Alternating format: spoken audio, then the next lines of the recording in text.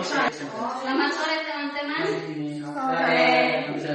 Kami dari kelompok 5 akan mempresentasikan hasil diskusi kami. Yang bagian A, pengertian keputusan dan pengambilan keputusan. Yang pertama, pada dasarnya keputusan adalah hasil penyelesaian masalah yang dihadapinya dan dibahas. Suatu keputusan merupakan jawaban yang pasti terhadap suatu pertanyaan. Yang bagian B, pengambilan keputusan pada dasarnya pengambilan keputusan merupakan proses memilih sejumlah alternatif menurut salah satu ahli Simon 1997 menyatakan bahwa pengambilan keputusan adalah memiliki suatu tindakan dari beberapa alternatif yang tersedia.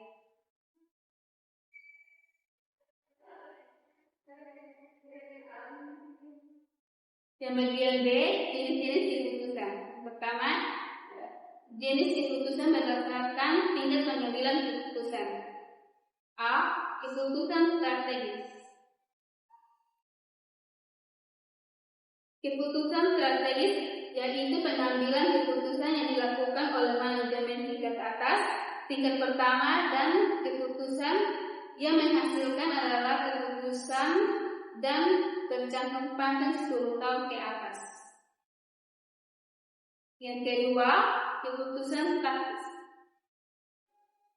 Keputusan taktis yaitu pengambilan keputusan yang dilakukan oleh manajemen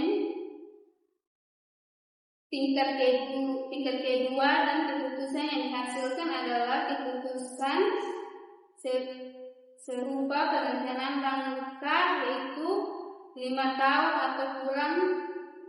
Kemudian biasanya lahir keputusan tentang proses keputusan operasional. Yang bagian 3, operasional, yaitu pengambilan keputusan yang dilakukan oleh manajemen operasional yang biasa disebut keputusan tingkat 3. Biasa jangka waktu menit, jam, hari, dan seterusnya.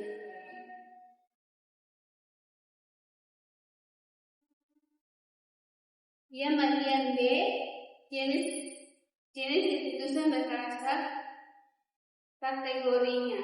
Yang pertama, keputusan representasi.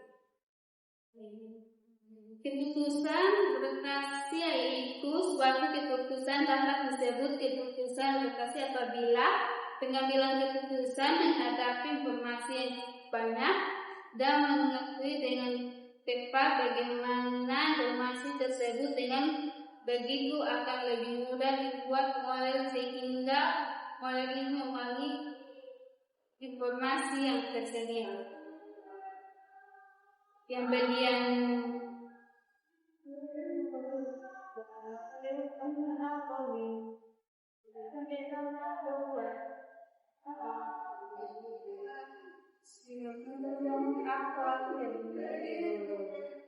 kedua, keputusan yaitu suatu keputusan yang makin mistik, yaitu suatu keputusan yang informasi tetapi memiliki cara yang jelas untuk memproses informasi. Pada saat informasi itu diperoleh disebut keputusan. Keputusan ini terdapat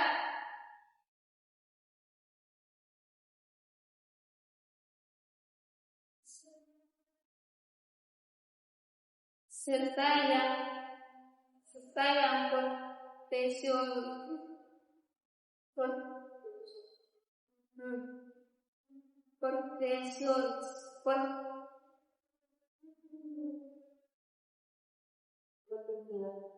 potensial mengenai informasi mana yang harus dicari.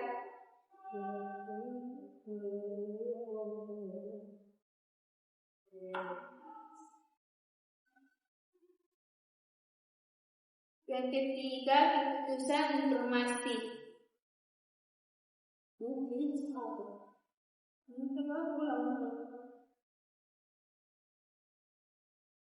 Keputusan informasi yaitu suatu yang kaya informasi tetapi diikuti tentang bagaimana memproses informasi itu akan menghasilkan apa yang disebut keputusan informasi.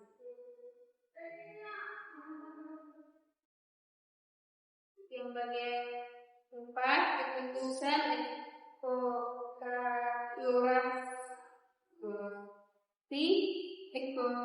eksplorasi, yaitu jenis keputusan yang berisi informasi dan tidak ada kata sepakat tentang cara yang hendak digunakan untuk memulai mencari informasi. Bagian C, jenis keputusan berdasarkan programnya dibagi menjadi 2. Yang pertama, keputusan terprogram, dan yang kedua, keputusan tidak terprogram. Keputusan terprogram adalah pengambilan keputusan yang bersifat rutinitas berulang-ulang dan penyelesaiannya sudah ditentukan. Contohnya, menyusun jadwal kerja karyawan setiap harinya. Yang kedua, keputusan non terprogram, yaitu pengambilan keputusan yang tidak berrutinitas dan bersifat unik sehingga memerlukan pemecahan masalah yang khusus untuk menyelesaikan masalah yang tidak terstruktur. Contohnya, menentukan strategi menghadapi krisis ekonomi yang mendadak. Bagian D, jenis keputusan berdasarkan situasi dibagi menjadi 2, yaitu keputusan dalam kondisi pasti dan keputusan dalam kondisi berisiko. Yang pertama, dalam kondisi pasti, yaitu keputusan yang dibuat ketika informasi yang didapat sudah lengkap dan jelas. Contohnya, pegawai administrasi memutuskan mencetak laporan keuangan setelah menerima data lengkap dari bagian keuangan.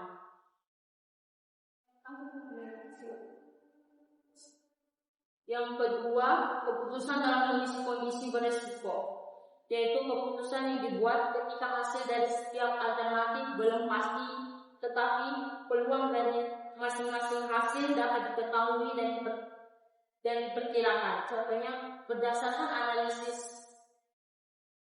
analisis pada peluang 60% saham naik dan 40% saham turun, namun investor tetap membeli saham karena adanya peluang naik yang besar.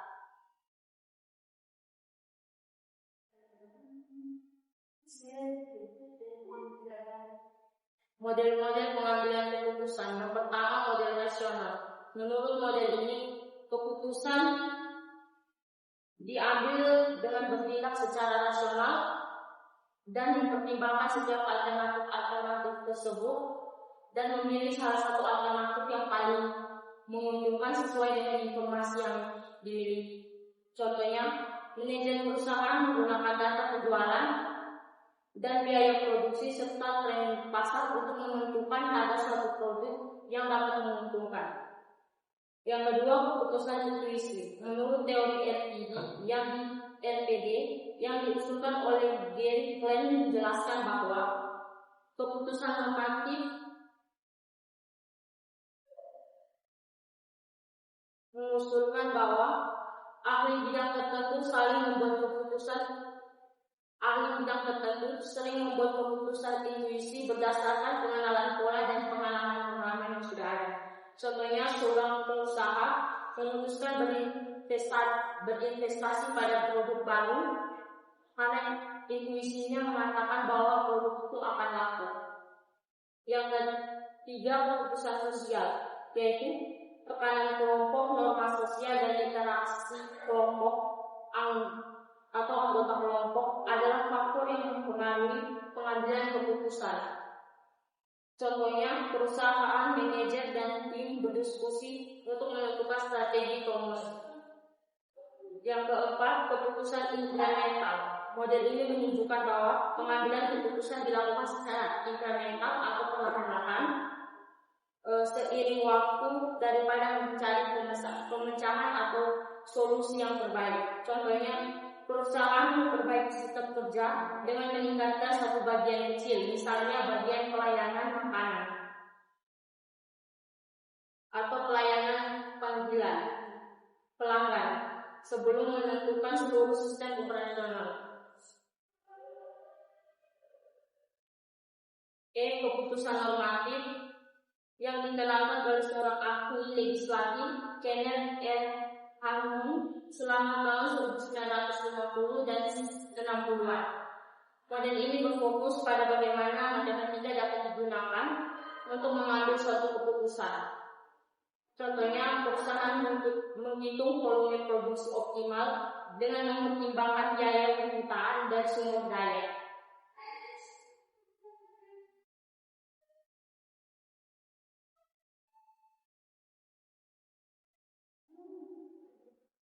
Langkah-langkah dalam pengambilan keputusan. Pertama, identifikasi isu. Pertama ditunjukkan dalam definisikan masalah suatu situasi yang memerlukan keputusan. Yang kedua, mengumpulkan data.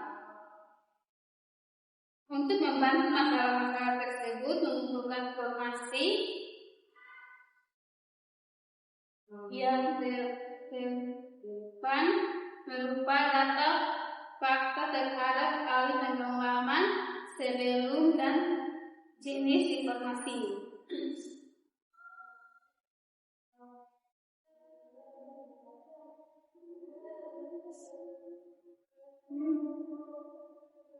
Langkah-langkah dalam pengambilan keputusan.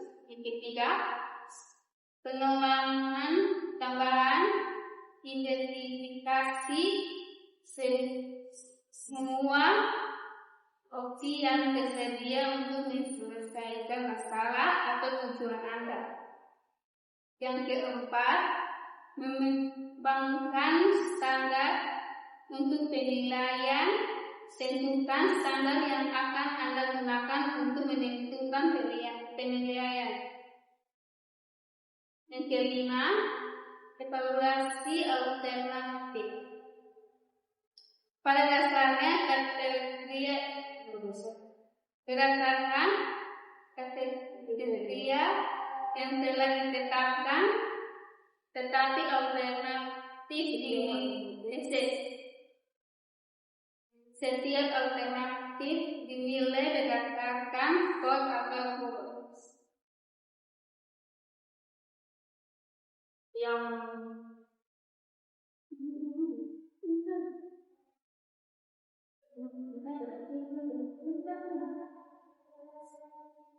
Yang keenam adalah analisis efek, yaitu tinjauan konsekuensi dari semua opsi dan pertimbangkan dampak jangka pendek atau jangka panjang, baik jangka negatif maupun yang positif. Yang ketujuh, pilihan lain. Setelah analisis dan penilaian selesai, pilih opsi yang paling sesuai dengan tujuan dan nilai-nilai yang ada. Yang kedelapan,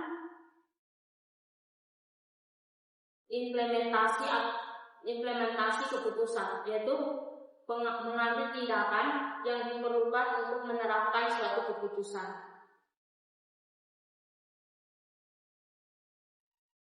Yang kesembilan, observasi dan evaluasi. Bagaimana keputusan dilakukan untuk memastikan hasil yang diharapkan dapat tercapai. Yang kesepuluh, pembelajaran dan pelatihan. Hasil dari keputusan harus dilihat sebagai pembelajaran. Cari tahu apa yang berhasil dan apa yang tidak berhasil. Yang ke-11, revisi dan peninjauan kembali jika diperlukan. Kadang-kadang keadaan berubah atau muncul hasil yang tidak berubah. Dalam situasi tersebut, Anda mungkin perlu mengubah atau merevisi keputusan Anda.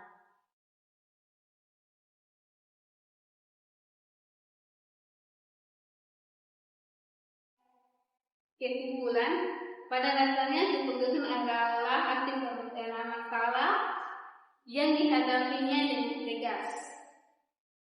Selain itu, pengambilan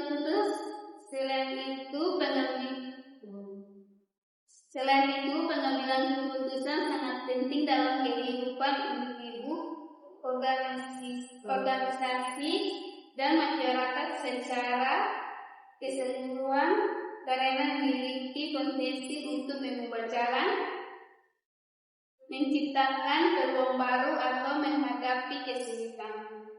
Saran, ketika mengambil suatu keputusan, disarankan setiap individu maupun organisasi untuk mempertimbangkan setiap alternatif yang ada dengan sebaik mungkin untuk menentukan suatu pilihan atau pilihan Anda. Sebaiknya keputusan didasarkan pada data, analisis dari pihak-pihak terkait sehingga mencapai hasil yang baik.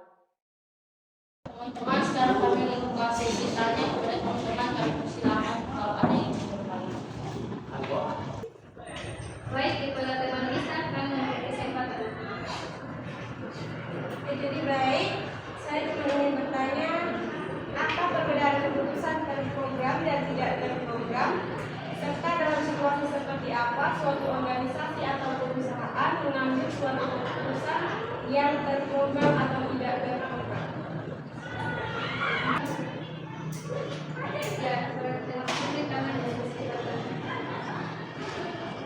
Baik, terima kasih kepada Komisi 5 yang sudah melakukan materi terkait dengan pengambilan keputusan. Izinkan saya untuk memberikan pertanyaan, bagaimana cara Anda dalam menyediakan alternatif lain dalam proses pengambilan keputusan?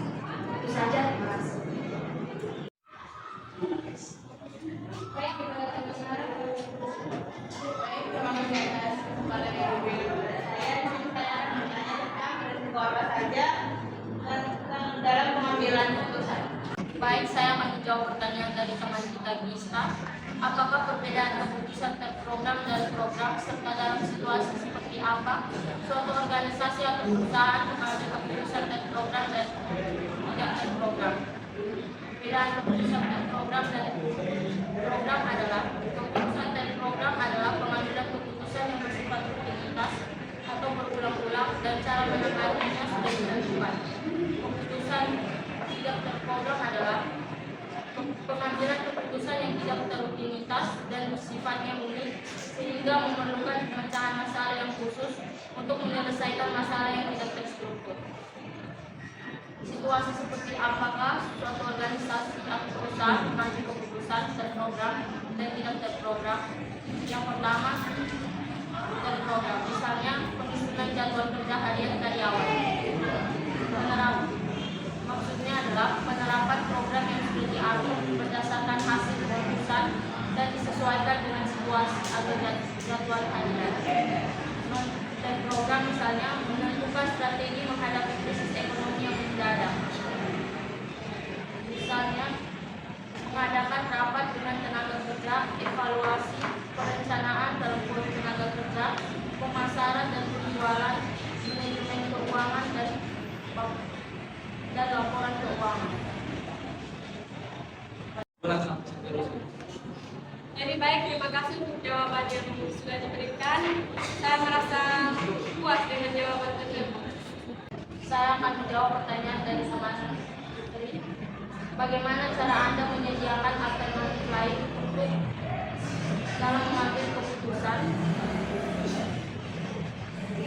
Menurut pendapat kami, alternatif lain yang dapat kami berikan adalah menyediakan plan A dan B. Misalnya, dalam plan A kami melakukan riset terhadap suatu strategi baru, namun plan tersebut tidak berjalan dengan baik dan akhirnya menyediakan atau menyiapkan plan B yang lebih baik lagi dari plan A, misalnya evaluasi kekurangan saat melakukan riset agar pengambilan keputusan dapat terlaksana dengan baik.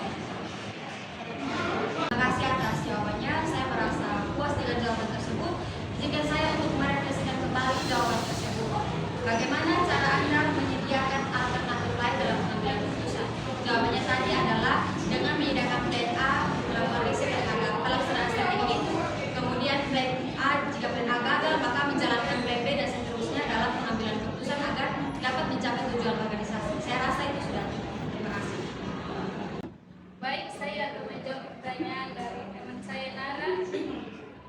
Risiko apa saja dalam pengambilan keputusan? Yang pertama, risiko keuangan. Yang kedua, risiko operasional. Dan yang ketiga, risiko pasar. Yang keempat, risiko reputasi. Baik dari saya